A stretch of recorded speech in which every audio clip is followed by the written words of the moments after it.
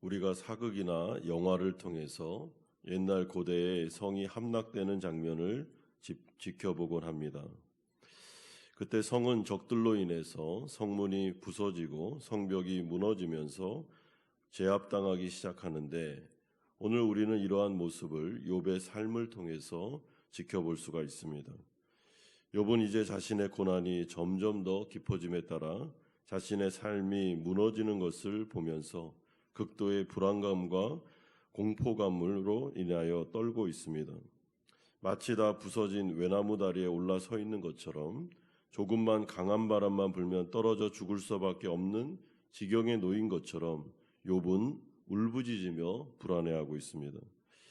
이런 상황임에도 불구하고 하나님께서는 무엇을 하고 계십니까? 라고 욥은 기도하고 있습니다.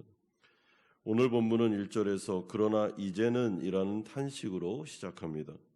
이것이 지금 욥이 과거의 자신의 삶과 현재의 삶을 비교하면서 깊은 탄식 가운데 부르짖고 있는 모습입니다.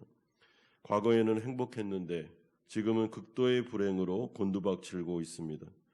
과거의 욥은 29장에 보면 불의한 자들에게 학대받는 빈궁한 자들을 그들의 손아귀에서 건져내어주는 정의로운 사람이었습니다.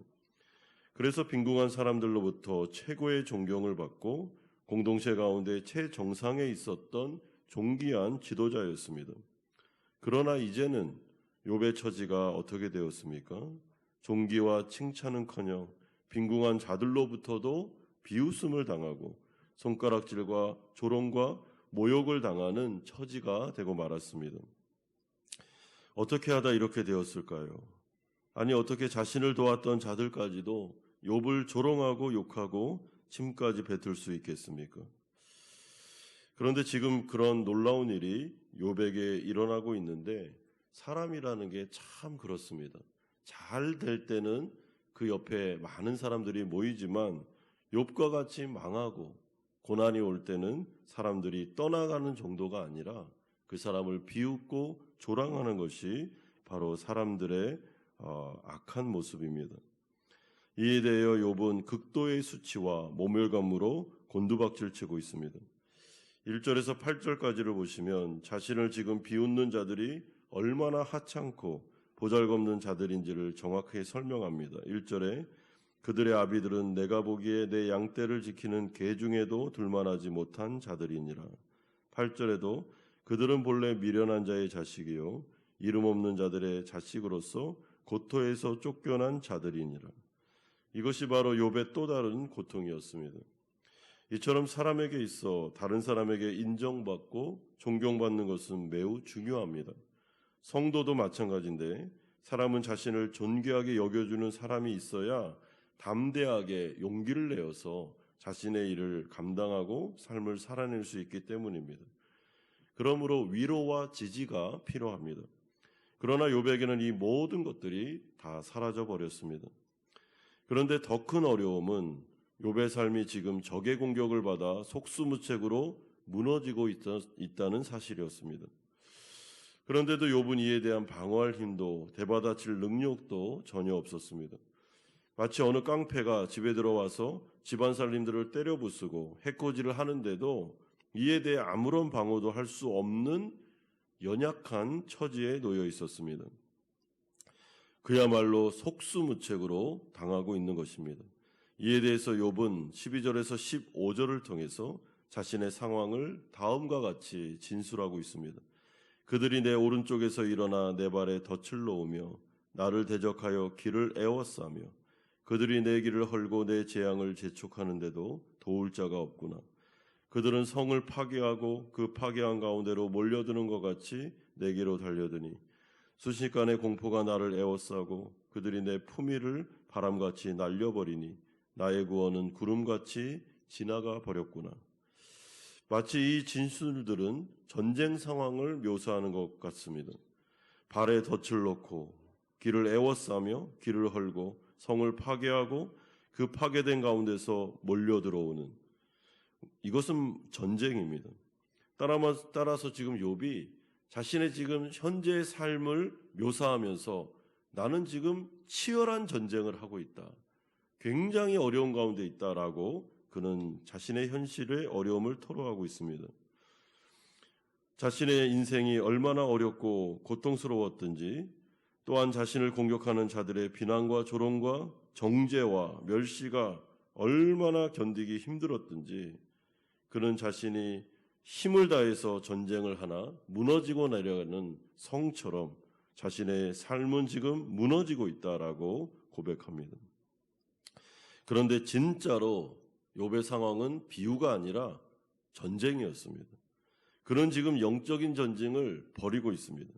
마음을 지키는 전쟁, 미래에 대한 두려움을 이겨내기 위하여 몸부림치는 영적인 전쟁, 절망이 아니라 소망을 갖기 위해 노력하는 전쟁, 현재 어려움을 견디고 인내하기 위해서, 극복하기 위해서 몸부림치는 전쟁을 하고 있었습니다. 그의 마음은 전쟁터였습니다. 얼마나 힘들었든지, 이 싸움이 얼마나 어려웠든지 그는 하나님 앞에 나와서 기도하지 않으면 이겨낼 수 없을 정도의 굉장한 아픔과 어려움을 겪고 있습니다. 여러분, 성도들이 여러 가지 어려움과 고난을 겪을 때, 그리고 주위에 있는 사람들로부터 조롱을 당할 때 그의 마음은 썩어져 들어갑니다. 걱정도 많고 염려도 많고 근심도 많기 때문에, 그리고 그 모든 어려움을 다 당하고 있기 때문에 그의 마음은 그야말로 전쟁터입니다. 그런데 이러한 상황 가운데 욥에게 있어서 가장 큰 어려움이 있었습니다.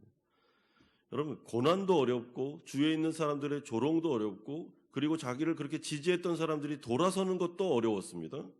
근데 제일 큰 어려움이 뭐냐면, 그를 도울 자가 한 명도 없고, 그리고 하나님마저도 자신을 대적하고 자신에게서 돌아선 것 같은 느낌을 그가 받고 있었다는 것이 어려웠습니다.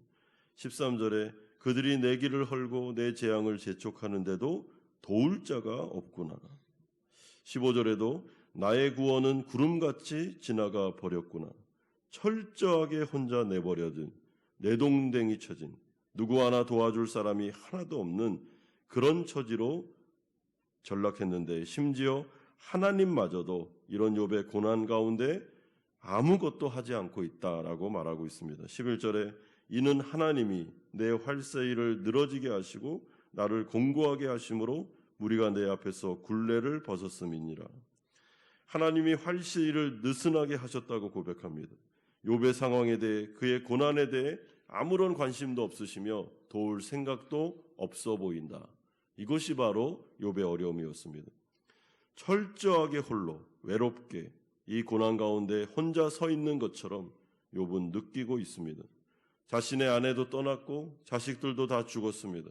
친구들은 비난하고 대적하며, 심지어 자신을 그렇게도 도와줬던 가난한 자들까지도 자신에게 비웃음과 조롱을 하고 있습니다. 하나님마저도 도울 생각이 전혀 안 보이는 것처럼 그가 느끼고 있습니다. 자, 그렇다면 이제 욥은 어떻게 해야 되겠습니까? 여러분, 우리가 진짜 어려움을 당하면, 정말 고통 가운데 들어가면 그때부터는 외로움과의 싸움입니다. 주위에 있는 사람들이 도와주지 않습니다. 여러분, 중보 기도를 해준다. 교회가 내가 어려울 때 정말 집중적으로 나에게 기도로 도와주고 있다. 은혜 중에 은혜입니다. 가장 큰 어려움은 외로움, 그리고 홀로 서 있는, 혼자 서 있는 것 같은 느낌, 그리고 하나님과마저도 등을 돌린 그런 모습들이 어려운 것입니다. 이럴 때 욥은 어떻게 하고 있습니까? 하나님의 백성들에게 있어 그야말로 마지막 보루는 하나님밖에 없기 때문에 이런 느낌이 든다 할지라도 욥은 다시 하나님께로 나아가고 있습니다. 오늘 본문은 이러한 절박한 욥의 상황을 묘사해 주면서 이제 그가 다시 하나님께 나아가 기도하고 있음을 알려주고 있습니다. 그러므로 욥기서 29장에서부터 31장까지는 하나의 묶음인데, 이 모든 것들은 욥이 지금 자신의 신세를 한탄하거나 원망하거나 이런 이야기보다도 더 중요한 것은 이 모든 것들은 기도였다는 것이죠. 그러니까 이 본문의 장르는 기도입니다. 그의 현실의 삶 속에서 그가 하나님 앞에서 복을 누렸던 아니면 현재 고통을 당하든 그는 하나님 앞에서 몸부림치며 기도하고 있었다. 기도는 그의 호흡이었으며 그리고 기도는 그의 삶의 모든 것이었다라는 것을 알려주고 있습니다. 따라서 욥은 지금 기도함으로 호흡 조절을 하고 있습니다. 막 100m를 달린 사람이 그 가운데 호흡이 딸리는 것처럼 지금 욥이 거의 죽을 지경에 되고 있는데 호흡이 안 되고 있습니다. 그 정도로 마음이 힘들었습니다. 그는 기도하고 생각하고 묵상하면서 어떻게 하고 있습니까? 영적인 호흡 조절을 하고 있습니다. 이유와 계획을 알 수 없지만 무슨 일이기 때문에 이런 어려움이 왔는지는 모르겠지만은 하나님 앞에서 그는 해답을 찾으려고 하고 있습니다. 왜냐하면 의지할 분은 하나님 한 분밖에 없기 때문입니다. 그러므로 11절은 말씀합니다. 이는 하나님이라고 말합니다. 여러분 이것을 더 쉽게 번역하면 왜냐하면 하나님께서, 그 이유는 하나님께로부터라는 뜻입니다. 모든 문제의 해답의 열쇠를 하나님이 가지고 계십니다. 무슨 이유 때문에 이런 일이 일어나고 있는지 그 원인은 모르겠지만 너무나도 속상하고 억울하고 정말 가슴이 터질 것만 같지만 그 이유는 하나님만 아시기 때문에 또다시 하나님께로 나아가는 것이 욥의 할 수 있는 최선의 방법이었습니다. 정말로 억울하고 두렵고 속상하고 공포심에 떨리기는 하지만 그래도 하나님께 해답이 있다는 것을 알기에 기도의 자리로 또 나아가고 있습니다. 여러분 성도에게서 고난이 극심하게 올 때 하나님께서 한 가지는 알려주십니다. 나만 찾아야 된다. 나만. 다른 데 가면 답이 없다. 그러니까 이거를 그 고난 중에 성도는 뼈저리게 깨닫습니다. 아, 정말 우리가 의지할 분은 하나님밖에 없구나. 하나님만이 유일한 신이시구나. 하나님만이 유일한 전능자구나라는 것을 극심한 고난 중에 성령께서는 이 사실 한 가지를 성도에게 알려줍니다. 그리고 그것은 지식적으로 아는 지식이 아닙니다. 그때부터는. 이제는 체험적으로 아는 지식이기 때문에 이 살아있는 지식이 그의 마음속에 새겨지면서 그의 인생의 세계관이 바뀌고 삶의 방식 자체가 바뀌어버립니다. 그래서 고난을 여러 번 겪은 성도는 뭐 다른 거는 모르겠고 하나 아는 건 있습니다. 확신하는 건 있습니다. 해답은 하나님밖에 없다. 내가 찾아갈 분은 하나님밖에 없다라는 것을 뼈저리게 느낍니다. 그래서 그의 인생에 여러분 기도하는 자세가 바뀌고 그리고 삶에 있어서 우선순위가 하나님 중심으로 기도와 말씀을 듣는 삶의 거룩한 습관들이 들여지게 되는 것입니다. 왜냐하면 유일한 해답, 내가 지금 겪고 있는 이 모든 억울한 일에 대한 고난에 대한 유일한 해답, 이유와 원인은 하나님께 있기 때문입니다. 그래서 나를 이렇게 괴롭히고 힘들게 한 사람들에 대하여 치고받고 원망하고 그렇게 하지 않습니다. 처음에는 기도하면서도 원망하죠. 그런데 점점 그렇게 기도하는 가운데 원망이 사라집니다. 왜냐하면 저 사람도 모르고 하고 모르기 때문에 나에게 그렇게 억울한 일을 하게 하는 거지 해답은 하나님께 있다라는 것을 그가 기억하기 때문입니다. 그러므로 오늘 이 시간 우리 성도님들 이러한 고난 가운데 어려움 가운데 하나님께만 소망이 있음을, 해답이 있음을, 길이 있음을 기억하고 다시 십자가 앞으로 하나님 앞으로 나아가서 욥처럼 우리의 마음속에 있는 모든 부분들을 말씀드리고 기도드리면서 하나님 앞에서 해답이 올 때까지 지치지 말고 이 고난을 잘 견디면서 하나님께서 열어주시는 길을 따라 승리하시는 성도님들 되시기를 주 예수 그리스도의 이름으로 축원드립니다.